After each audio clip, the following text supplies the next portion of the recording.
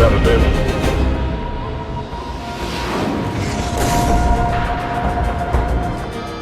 যুক্তরাষ্ট্র যদি ইরানের উপর কোনো ধরনের পারমাণবিক হামলা চালায় তবে ইরানও ঠিক একই শক্তিতে তার সমান জবাব দেবে, এমনই এক কঠোর হুঁশিয়ারি উচ্চারণ করেছেন দেশটির শীর্ষ এক আইন প্রণেতা। তার মানে কি, যদি ট্রাম্প নিউক্লিয়ার ওয়েপেন ইউজ করে ইরানের উপরে, ইরান কি একই করবে? আপনাদের কি মনে হয়? কমেন্টে জানান। বুধবার স্থানীয় গণমাধ্যমকে দেওয়া এক সাক্ষাৎকারে এই বিস্ফোরক মন্তব্য করেন ইরানের পার্লামেন্টের জাতীয় নিরাপত্তা ও পররাষ্ট্রনীতি বিষয়ক কমিটির প্রভাবশালী সদস্য ফাদা হোসেন মালিকি। তিনি স্পষ্ট জানিয়ে দেন, প্রতিপক্ষের যে কোনো ধ্বংসাত্মক পদক্ষেপের মুখোমুখি হতে ইরান পুরোপুরি প্রস্তুত এবং যে কোনো হামলার জবাব দেওয়া হবে সমপরিমাণ শক্তিতে।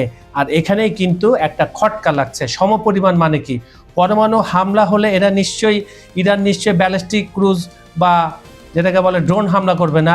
সমকক্ষ মানে ধরেন আপনি যে অস্ত্রটা ব্যবহার করলেন, ঠিক আপনার প্রতিপক্ষ একই অস্ত্র ব্যবহার করলো। হিসাবটা আপনাদের উপর।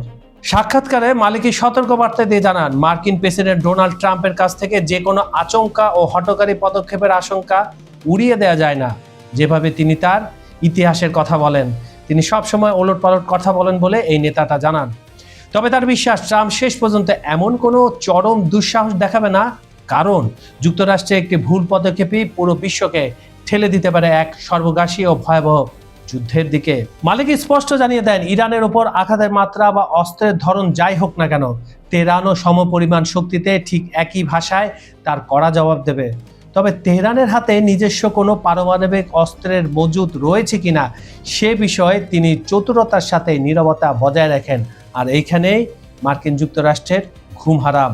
ইরানি এই আইন প্রণেতার চরম হুঁশিয়ারি, যে কোনো সামরিক হামলা ধূলিসাৎ করে পাল্টা আঘাত হানতে তেহরানের হাতে রয়েছে বহু গোপন ও বিধ্বংসী ট্রাম্প কার্ড। আত্মরক্ষা নয়, ইরান এখন নেমেছে আক্রমণাত্মক প্রতিরোধের এক নতুন রণকৌশলে। অন্যদিকে আলোচনা হঠাৎ ভেস্তে যাওয়ার পেছনে ওয়াশিংটনকে দায়ী করে ক্ষোভ উগরে দিয়েছেন মালিকি। তার পরিষ্কার কথা, যুক্তরাষ্ট্র আগের প্রতিশ্রুতি ভেঙেছে। আমেরিকা চুক্তির মার না রাখলে ইরান আর আলোচনার টেবিলে ফিরবে না, যার ফলে হরমুজ প্রণালী সহ পুরো আঞ্চলিক সংঘাত অনন্তকালের জন্য ঝুলে থাকবে। এর আগে দীর্ঘদিনের সংঘাত ও যুদ্ধ অবস্থার অবসান ঘটাতে দুই পক্ষ একটি প্রাথমিক সমঝোতায় পৌঁছেছিল, কিন্তু হরমুজ প্রণালীর ভূ রাজনৈতিক নিয়ন্ত্রণ সহ একাধিক কৌশলগত ও নীতিগত প্রশ্ন তৈরি হয় গভীর ফাটল।